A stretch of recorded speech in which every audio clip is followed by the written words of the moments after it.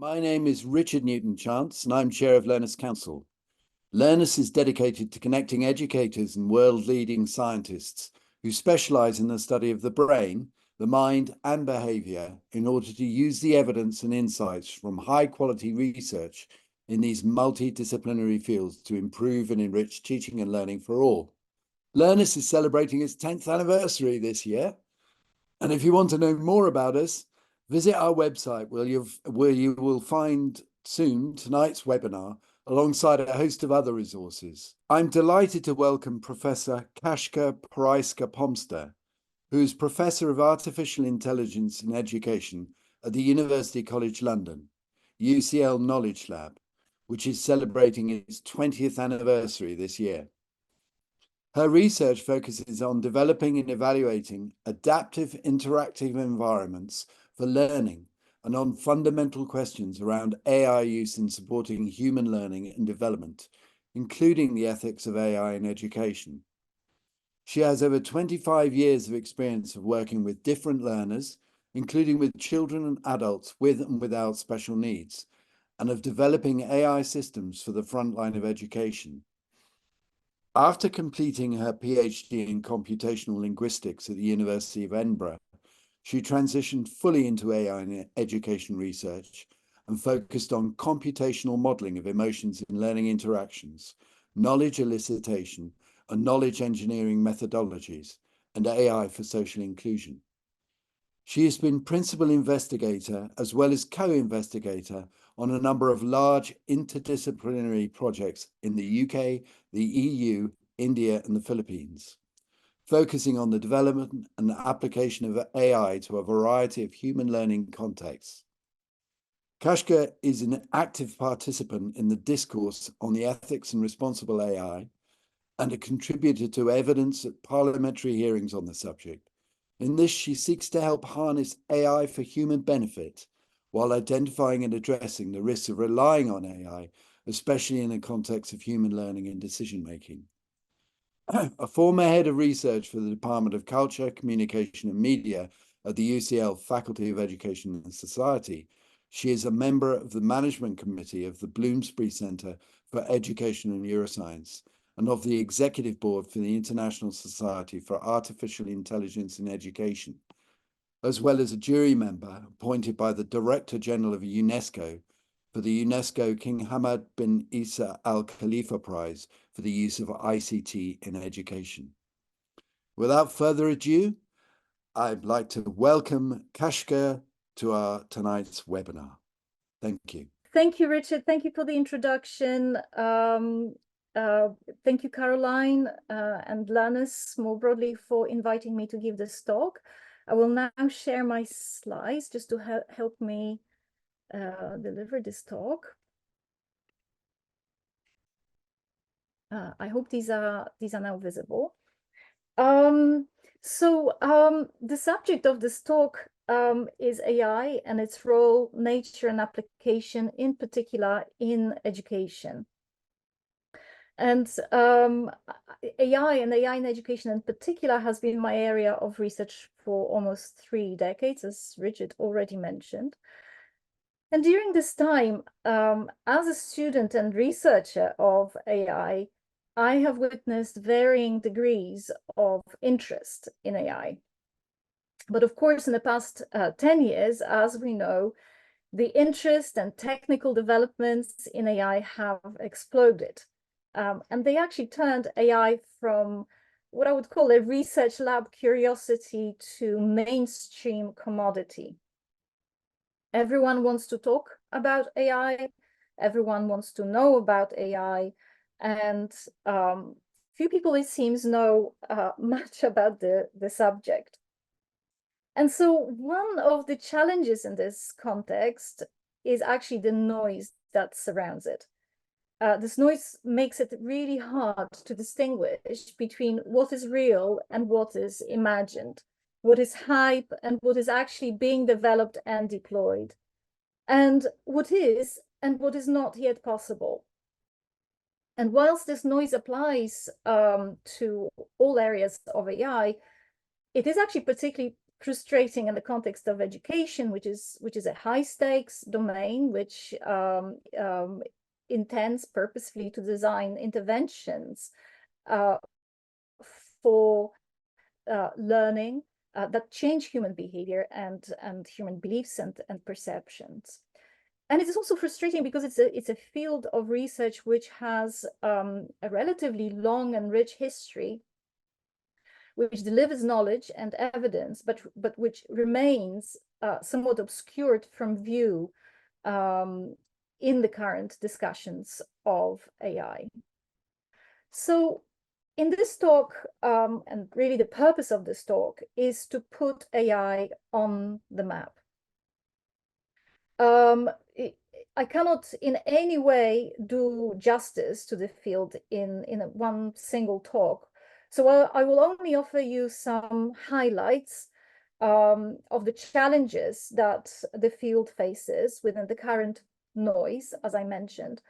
I will talk about the predominant paradigms within AI in education, just to kind of spotlight the rich research area that this field represents, and in a hope that this is actually going to provide you with pointers for you to engage with the field's research, which I believe should infuse any discussions regarding AI in education.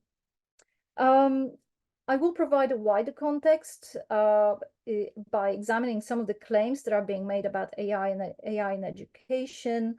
I will look at the challenges, and I will very briefly reflect on the knowledge that is already available in order to allow us to kind of consider what may be the way forward. And I will also start with a spoiler, because I really do want to highlight the existence of AI in education as a mature field of research that searches for and delivers evidence of educational efficacy and effectiveness, that can and should inform wider AI discourse and practices, and also which already points a way forward for how we can nurture the art of learning rather than worship the technology for its own sake, by examining what, how, and why we learn and teach.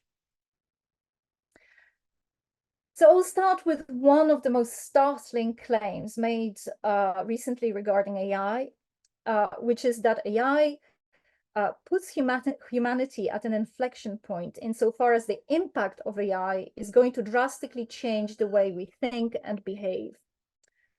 But we don't know exactly how and whether this change will be for better or for worse. And there are numerous hopes and fears for AI and AI applications across a broad range of areas and domains of our lives. Some of the hopes include the hope that AI is going to help us unlock scientific mysteries for advancing, for example, healthcare, with one prominent example of this having been delivered recently by Google DeepMind in the context of protein folding. Another hope involves the idea that AI can help us make the world a safer place. So this occupies, for example, those who believe that autonomous cars can actually serve as an example of how this may be delivered. And also, there is a hope that AI can help us address global challenges related to climate change, poverty, and indeed education itself. But the fears are many, and they are increasingly well documented. They relate to ethical implications of AI, in particular relating to different forms of biases, which proliferate and entrench discrimination and injustice and lack of fairness. There are questions that emerge increasingly that relate to the narrowing of opportunities for learning and rehearsal of fundamental capacities, one example might be our overuse of spatial navigation systems to direct us, to help us navigate through geographical spaces. And that ultimately AI will lead to fundamental changes to human capacities, depriving us precisely because it will deprive us from the opportunities to rehearse those capacities in a habitual way. And equally, there are hopes and fears for AI applications in education. Some of these hopes and fears overlap. The hopes include the idea that AI can actually help innovate education, moving it from the current system, which is very much entrenched in the Victorian kind of mindset of education and the way that we support learning. But it can deliver learning at scale across different contexts, addressing teacher shortages and helping actually reach everyone across the globe with good educational support. And also there are fears, which, as I said, some of them also overlap. So there are ethical concerns, or the concerns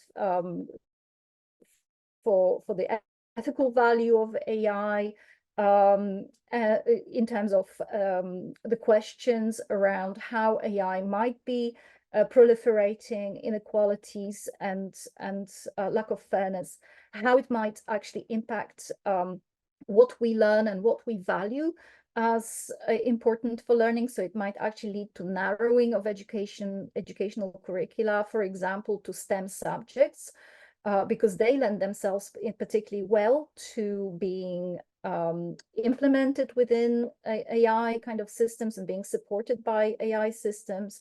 That in turn, this will lead to over-standardization and again to fundamental changes in perception, beliefs, and social interactions. And all of this is based in a much wider rhetoric about AI in education, about as a system and within education as a system which is at a breaking point due to teacher shortages, due to the pressure to teach to exams, and the need for precise measurability of outcomes. And also the emphasis that is being put on the efficiency of teaching and learning rather than efficacy and effectiveness. And this rhetoric is both driven and further reinforced by the economic arguments related to the emergent economics of AI, which basically represents big money. And AI is actually projected to generate billions within the next 10 years for the economy, certainly in this country and in fact globally. And this rhetoric is also driven by the growing economic policy which endorses edtech industry, which in itself is not wrong, but it remains entirely unregulated, despite targeting one of the highest stakes contexts imaginable in our society. And this rhetoric is quite damaging for education because it does endorse this unregulated experimental interventions in life contexts. And what is more important, it routinely excludes key stakeholders from contributing both to the discourse around AI ed and ultimately from decisions about what we learn and teach and how and why we do so. Ultimately, this rhetoric also prevents us from asking meaningful questions in this context and from addressing them in actionable ways. One of the key issues which I want to highlight here is and which actually prevents us from asking and formulating meaningful questions in this context is the fact that both constructs of education and AI are being notoriously overgeneralized. And as I already mentioned, that there is an inadequate expertise that is invited to the proverbial decision-making table. And so in this context, there is actually a tendency to generalize these constructs. One of the ways that this generates actually lack of precision in the way that we define these constructs, and for example, AI is often equated with a number of different things by different people. So I'm not going to list them all, but the range is very wide, and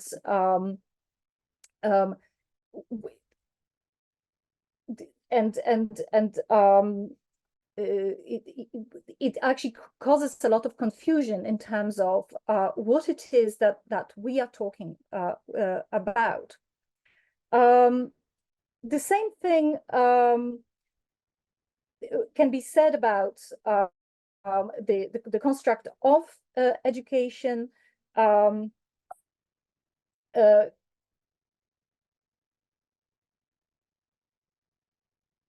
Where actually we have a particular idea of education depending on where we're coming from. So these two images, just as much people tend to equate AI with a particular notion of that they may be particularly familiar with. So right now it's actually equating AI with ChatGPT. Previously it was equating AI with robots.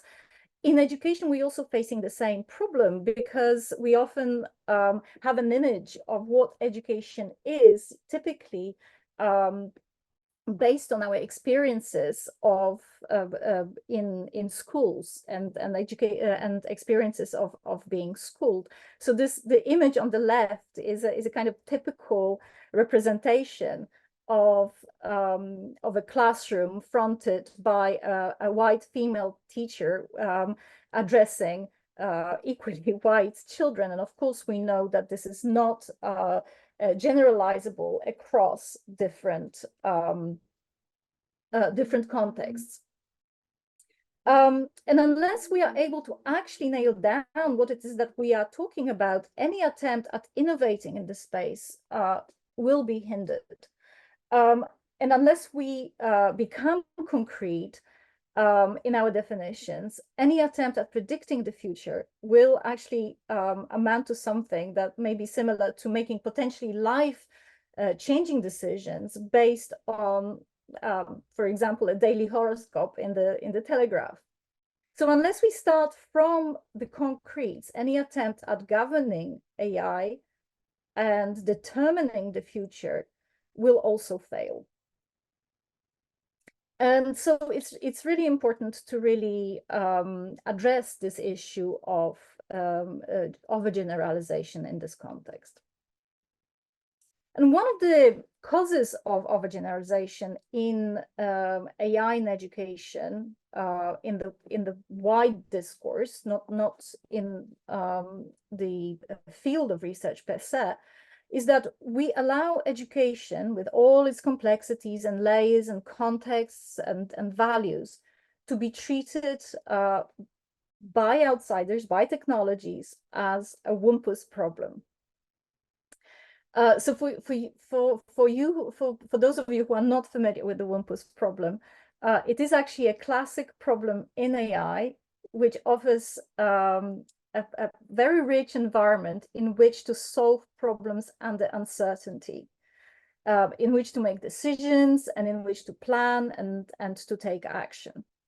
And this problem is essentially a bit like a grid game, where the player needs to navigate various obstacles, including smelly pits and a monster called Wumpus, based on different clues that are being delivered in real time. I won't go into any more details of this problem, but suffice it to say that from the AI perspective, it is a very relatively complex world to navigate through, and it represents a very attractive domain in which to study AI and in which to think and devise various algorithms to solve this problem. Nevertheless, despite its technical complexity, this is not the real world. And this is not a world which is representative of the complex human environment of different educational contexts where the human development and learning is very much at stake. Yet this is exactly how non-education and non-AI in education experts and researchers and practitioners represent and talk about AI in education. And this leads to a lot of frankly ridiculous claims and decisions being made at different levels of decision making. And here I just include two examples in the past 6 months. The first example on the left is a Guardian interview with a leading expert proclaiming the end of to traditional school classrooms spelled by AI.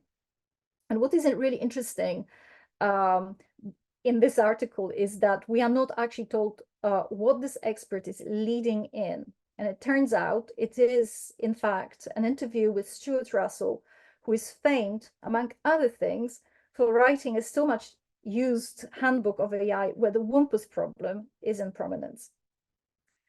Despite being a very well-recognized AI specialist, Russell is very much not an expert in either education or AI in education. And his knowledge, unfortunately, of AI ed does not seem to extend beyond the mid-1980s work by Sleeman and his famous buggy systems. So he doesn't really have a wide perspective and knowledge of the work that has been done since the 1980s and the kind of thinking and the way that AI in education domain has expanded since. The second example is an article in the Times covering a story, you may be familiar with this, of a school in Sussex hiring an AI deputy head teacher to help teachers in their practices and curiously to help them with neurodiverse pupils. And apart from issues of accountability, for anyone familiar with neurodiversity, this claim should ring multiple alarm bells regarding inclusion or lack thereof, in fact, and regarding the safety and safeguarding against any harms and biases encoded in this gimmick. And so this leads me to the next part of the talk, where I want to look at what it is that we do know. And of course, the first thing that we know is that, as I already said, AI, neither AI nor education are monolithic things. And so we do know that talking about them in such a way will not get us very far. We do need to be specific about what kinds of education we are talking about, what kinds of learners we are talking about, and indeed what kind of AI we have in mind. We also know that the focus on drill and practice instructionism, where the teacher acts as a transmitter of information, is very limited and often quite damaging a model of education, not least because it has nothing to say about how and why humans learn. It is a model that attempts to fit the learner into a prescribed environment rather than adapting the environment to the learner to build on the strengths and motivate the learners. And this model is actually, by and large, a low-hanging fruit for many so-called AI in education products. They tend to be commercial products that are being sold on the market right now. And so in response to this, I wanted to highlight a keynote delivered in 2018 by Paolo Blinkstein at the International Conference of AI in Education, where he actually addressed the misconceptions that non-education experts and practitioners have about education, its purpose, and role of learning and teaching, and especially in the context of AI applications in those contexts. He was doing so to highlight the prevailing trends, mainly in the broad ed tech industry, and this tendency being to grasp at this low-hanging fruit of instructionism, of education, what they consider education, as a domain for their applications.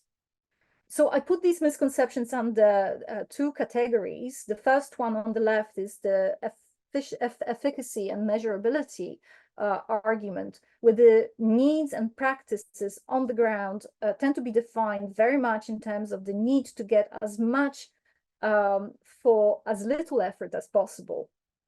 And under this mindset, we hear then that teachers need to be rescued from repetitive and boring tasks, that teaching is about explaining things, that learning is about repeating things time and again, and that both somehow rely on breaking content into tiny pieces.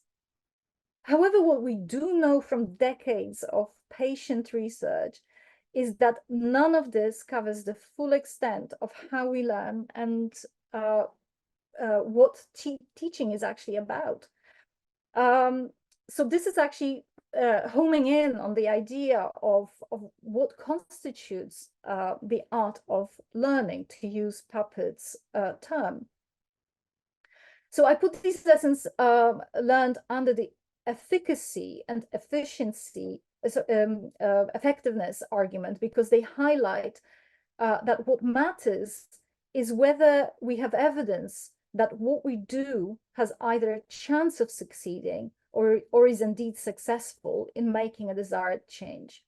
And so under this evidence-based argument, talking about the need for automating certain tasks of teachers as a way of rescuing them from boredom is not about teaching, but actually about economics and politics, where teachers' autonomy, rather than being enhanced, is likely to decrease markedly.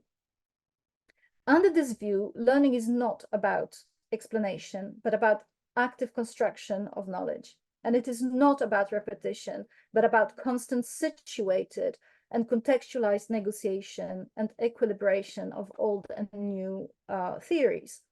And frequently, learning does not require or benefit from atomic content, but from appreciating, learner appreciating that complex things and actually as being easier and more interesting to learn than the simpler ones. And this is why we might do well to actually look towards the long record of research and evidence generated by the AI in education community, which, by the way, operates under the International Society of AI in Education. For that research and that evidence points to a very different and much more diverse and rich view of what education and learning and teaching are and might be in the future.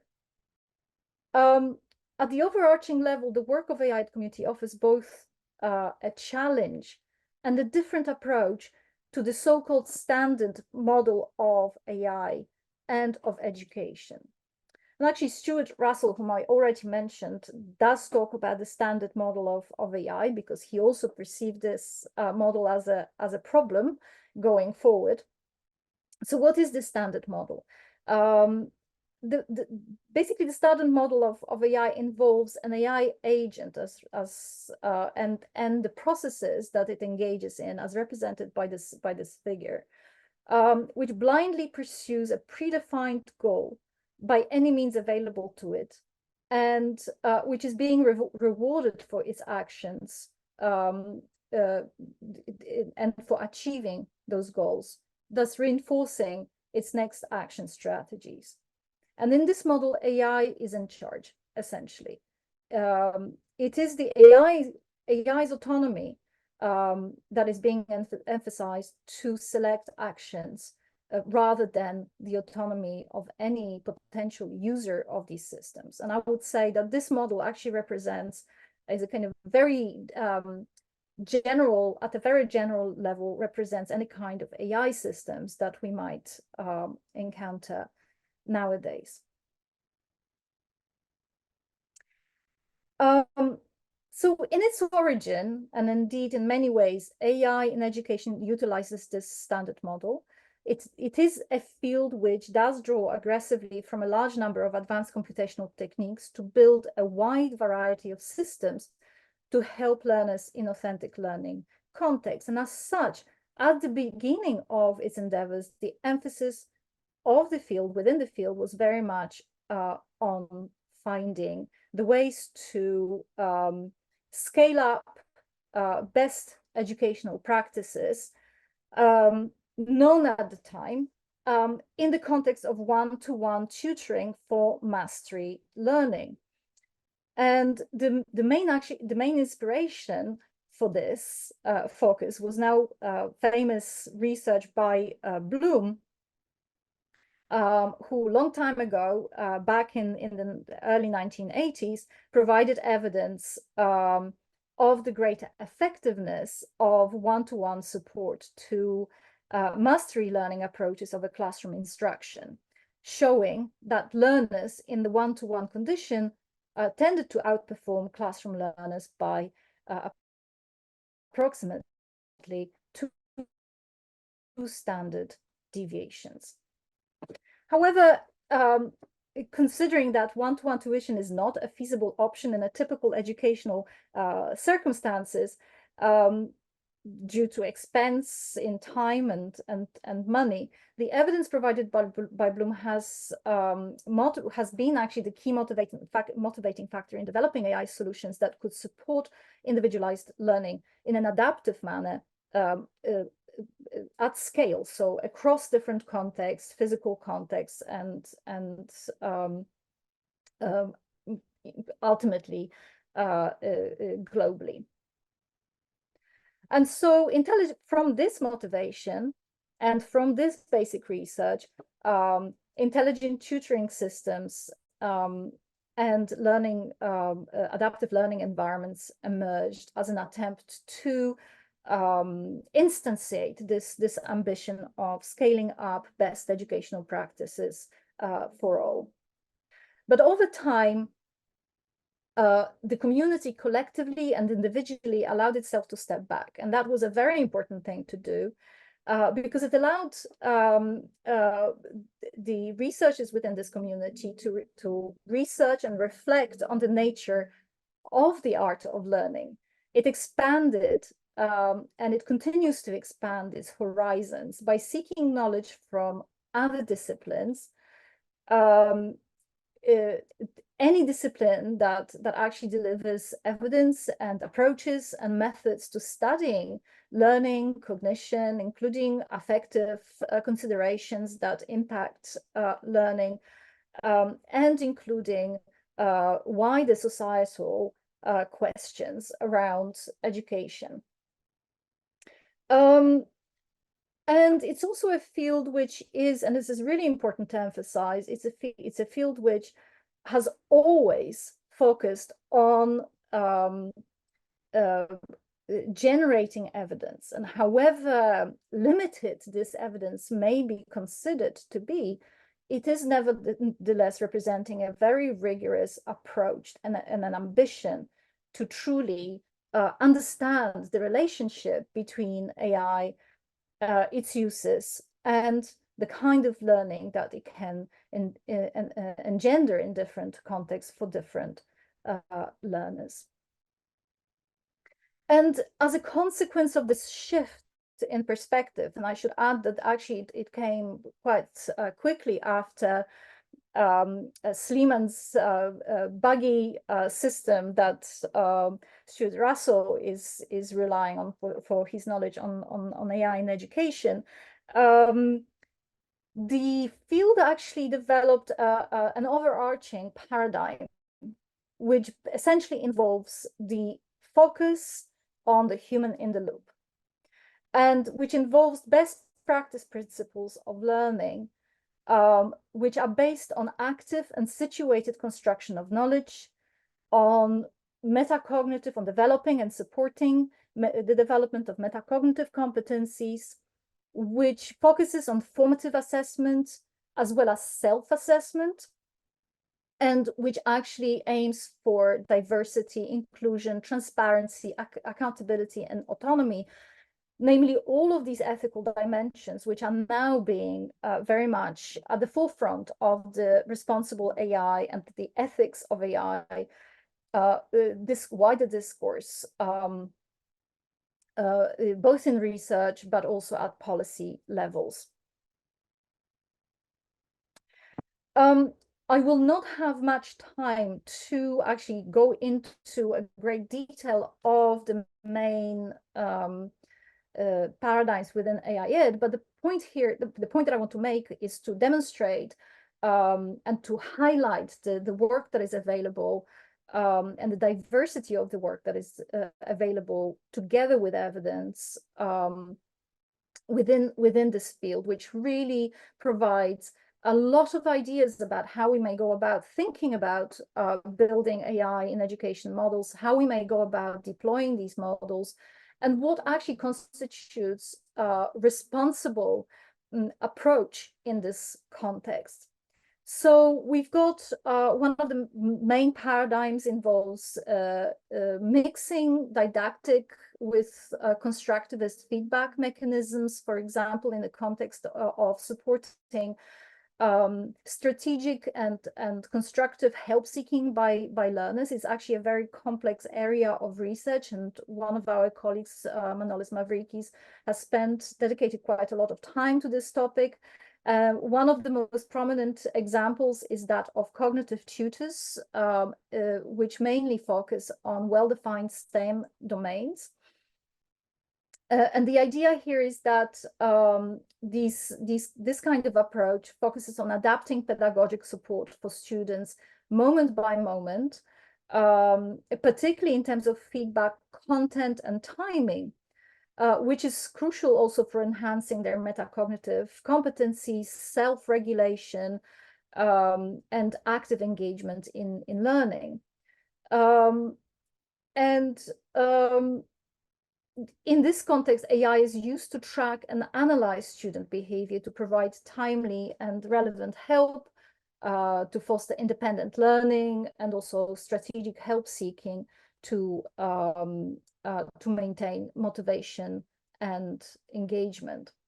Another paradigm, which is a particular favorite of mine, is open-ended learning environments, or sometimes also referred as teachable agents, where learner acts as a teacher and where AI is actually being taught by the learner. So it kind of flips the entire idea of an educational experience. And teachable agents exemplify an AI approach where students enhance their knowledge by instructing the AI agents, embodying the learning by teaching paradigm, with the idea being that this boosts retention and comprehension through structured knowledge articulation, which can then be inspected by the learners, and it can be discussed both with the AI agents and also with the human teachers in the wider context of learning. Another key paradigm is the exploratory learning environments, which are built on the idea of well, exploration and inquiry-led learning. There are many examples of these kinds of environments for both well and ill-defined domains. Again, our colleague at the lab, Manolis Mavridis, has invested quite a lot of time in developing and evaluating exploratory learning environments, and also I myself have dedicated quite a lot of time looking at this approach as a potential way of supporting children, neurodiverse children, in particular children diagnosed with autism spectrum conditions, in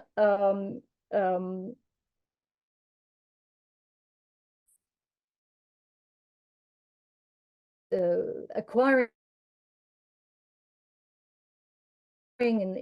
in rehearsing, and indeed exploring social. So this is just to flag as a concrete example. And then the final paradigm that I wanted to highlight is open learner models, which personally I think is the future. And it's something that kind of cuts across different dimensions, including those that relate to responsible AI more broadly, and in particular that relate to transparency and accountability of AI systems.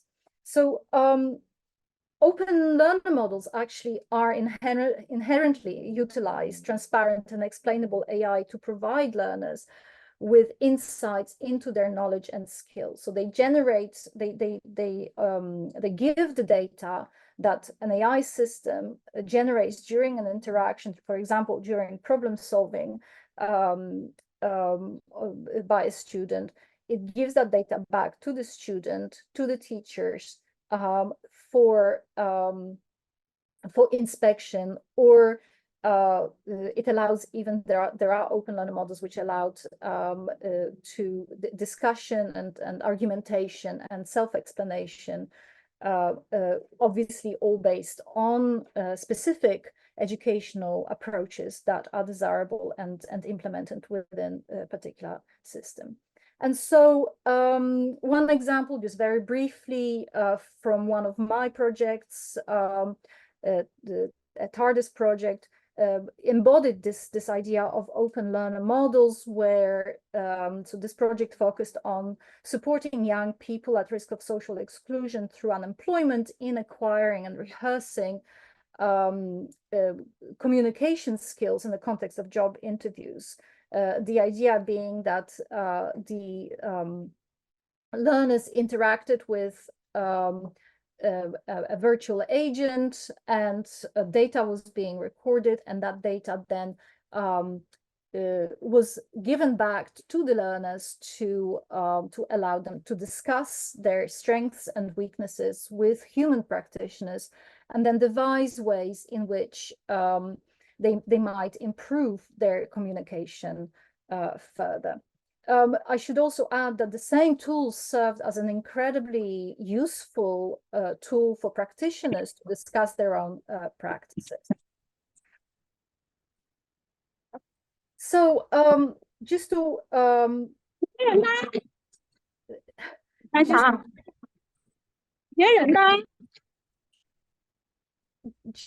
sorry, I'm hearing somebody's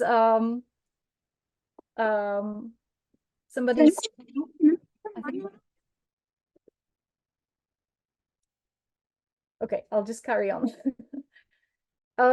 So the overarching driving principles and evidence that actually AI Ed delivers, and I should emphasize the fact that although I haven't actually gone through the specific evidence that each of those paradigms deliver, there is a very rich body of literature available, for example, in the International Journal of Artificial Intelligence in Education, but also a number of related journals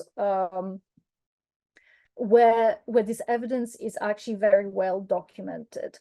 What this evidence emphasizes is the need for and actually efficacy, at the very least, of AI which is learning need driven, which is context need driven and context aware, where best pedagogical practices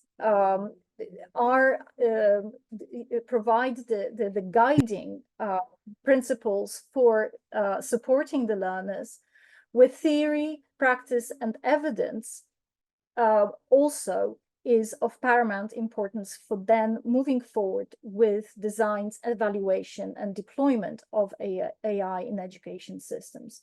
One other publication that I would like to highlight is the recently published Handbook of Artificial Intelligence in Education, where a lot of these principles, theories, and evaluation methods, as well as evidence, is being documented and discussed in detail. So just to finish, I wanted to make some closing remarks and give some points for consideration. So in order to, in our effort to shift from worshipping the algorithms to investigating and supporting new generations in acquiring the art of learning, it is really important to consider the interdisciplinary work and evidence that is already in front of us. It's really important to look back in order to move forward, and in order to actually help guide how this field develops, not just within the research realm, but actually how this research can be taken forward within a broader context, where, for example, edtech companies and policy may be informed. So in this context, it is also important to consider very carefully who is invited to the proverbial decision-making table and why. Interdisciplinarity is easier said than done. So knowing the knowledge paradigms of the different stakeholders is absolutely essential in making the right choices and to ensuring that gaps in knowledge and expertise are addressed and that a representation of different perspectives is available. Knowledge paradigms and different expertise matters a great deal because it can either provide a balanced, considered, and informed view of AI, its application in education, its potential implications, or it can tilt the balance towards a much more narrow, WUMPUS-like view of education and AI's role within education. And what we see at the moment in the context of AI in education discourse at policy and public levels is tilted, unfortunately, towards the technocentric and towards the economic view, where education, unfortunately, is treated as a market and learners and teachers are treated as consumers.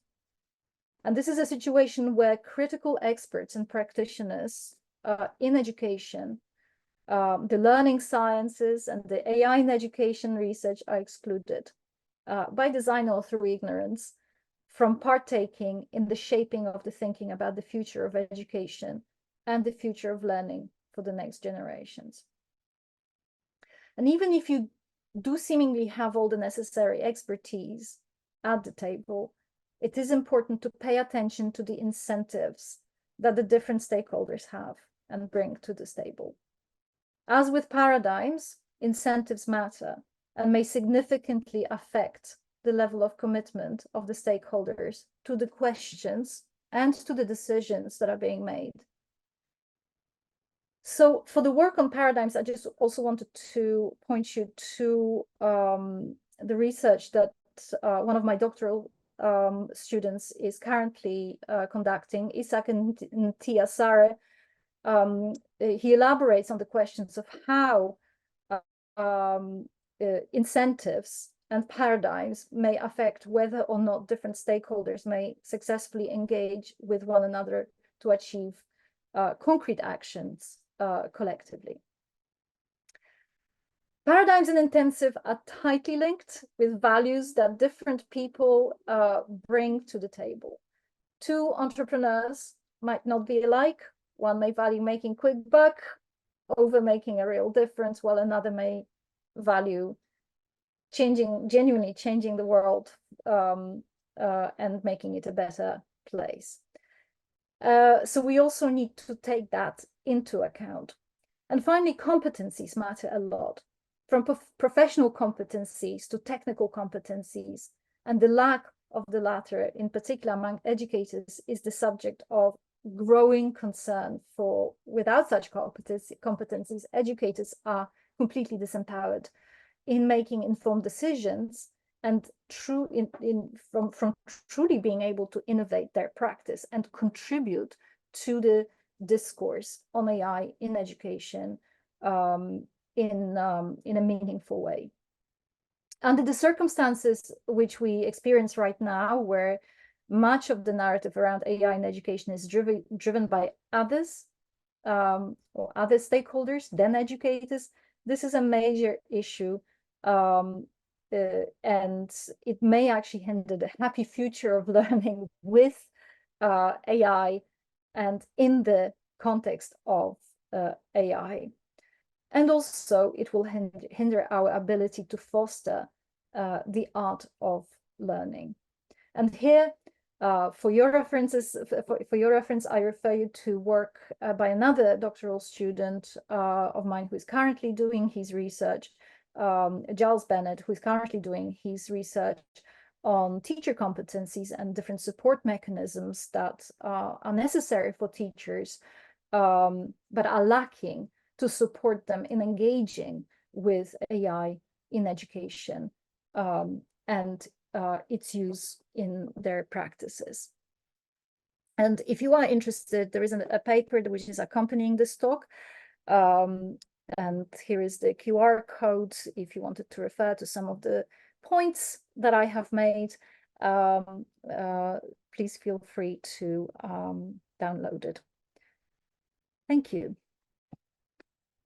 That was an amazing journey through possibility, but also through potential, massive difficulties. But I was so heartened to hear you bringing this, we have to be thinking about what we know about how the learning process happens, rather than the easy reference back to just doing things that are based in Skinner's behaviorism from decades ago, which have no traction really in any sensible model of learning.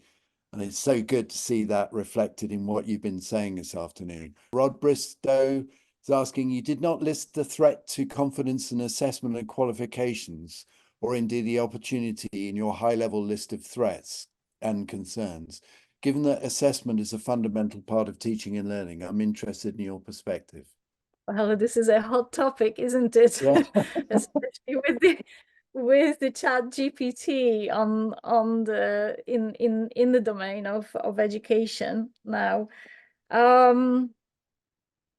It is a threat in the context of the existing system. I think one thing that the emergence of AI or its entry into the mainstream of education, and I don't refer here to the AI ed approaches as I have described them, because I think it's really important to distinguish between them. ChatGPT, for example, I mean, it has not been designed as an educational tool or an assessment tool, or indeed as even a challenge to assessment, but it does nevertheless present that challenge. I think what it does, it highlights, and I think this is actually the case for a lot of what we see with AI. It highlights the issues with the current education system and the current approaches to assessment. So it is, so it does present a risk to the established forms of assessment, for better or for worse. But on the positive side, and I want to stay on the positive side for a moment, because there is a lot of gloom and doom for good reasons. But But on the positive side, at least it gives us a prompt to to actually reflect on the current assessment processes, and perhaps challenge ourselves with respect to whether we want to continue with these kinds of assessments. Yeah. And indeed, that has profound implications also for the way that we teach, and what we expect of the learners, and what kind of competencies we are investing in. Yeah. So I'm sorry, it's a roundabout response. I do not have a very clever response to the to this question. I do recognize the risks. I did not go into it because it's really the jury is still out. But I think the fundamental thing, the key thing that we are facing is the need to actually rethink how we teach and what we teach and why we teach, and indeed, why, how we learn. Caroline Wooden is asking, what can be done to prevent false or inaccurate information being taught with AI, given that information may become concentrated and everyone be taught exactly the same thing, even if it's an incorrect fact? Currently, teachers may obtain their information from different sources, which helps safeguard against this, as someone teaching incorrect information may be more obvious. Well, again, I'm not the source of all the wisdom on this, but I do have strong beliefs, and the some of the last points that I have made, and actually the points that I have made about the the incompleteness of the ecosystem currently that we currently witness in this context, having to be addressed, because educators are notoriously excluded from the discussions.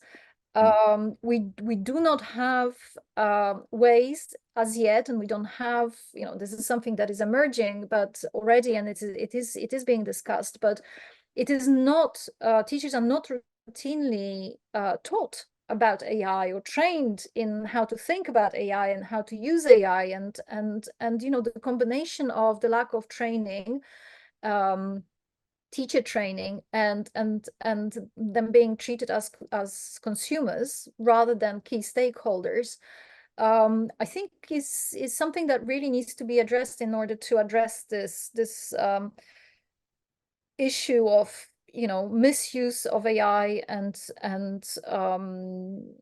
misinformation and false information entering education.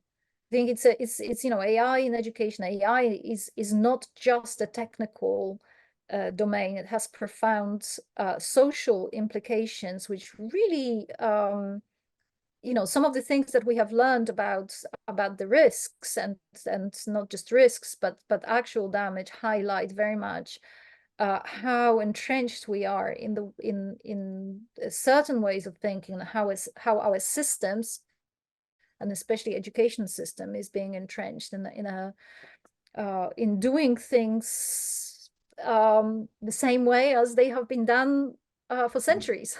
Yeah. Yes, so what we're trying to do is automate a system that doesn't work terribly well in the first place, and then being thrown by the results. Whereas what I thought what was really good about what you were saying about the research and the examples given, particularly that last one where you had the student interacting with in an interview situation and getting feedback about themselves and how they were performing in that situation one-on-one. That's a really intriguing use of something.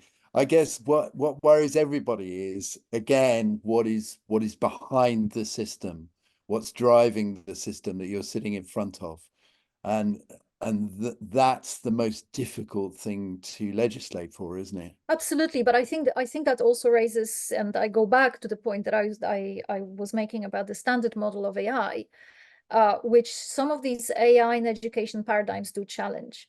they have the freedom to do this, because they're not Yeah. obsessed, you know, within this field, we are not obsessed with automating absolutely everything. We are fixated on the idea of actually improving human learning. So the human is at the center of the research, with AI serving as a tool. And so this allows us to think, and when I say us, I mean the community as a whole. I hope my colleagues across the world won't mind me saying this, is essentially experiment with different ways, different ways in which we can actually engage the learners, in which we can give them the not only the autonomy, but the control over their own learning experiences and their learning journeys. Yeah. And it's liberating in many ways. And this is one of the reasons why it's such a shame that this research is still, you know, largely under the radar. Not least because it could actually, I strongly believe that it can inform different approaches within mainstream AI. So, for example, Stuart Russell is talking about problems with the standard model of AI. He came up with a brilliant idea of actually allowing users to specify their preferences and to be given the data back. This was kind of this was aired in around 2019. Open learner models appeared within AI ed research in late 1980s. So it's very, very sad. Yeah. And that's why I'm trying to broadcast Yes. Yeah. this research you know, as widely as possible. And part of this broadcasting is a hope that actually we can, this will motivate people, different stakeholders, different constituents within this AI ecosystem, AI and education ecosystem, to engage with the research, and then you know, propagate these ideas, not as, you know, 100% bulletproof solutions, but as different approaches, different ways of thinking, and different ways of building and utilizing AI systems. That feels like a really good point to end on. Thank you so much, Kaśka, for that. It was absolutely fascinating. And thank you for doing the webinar tonight.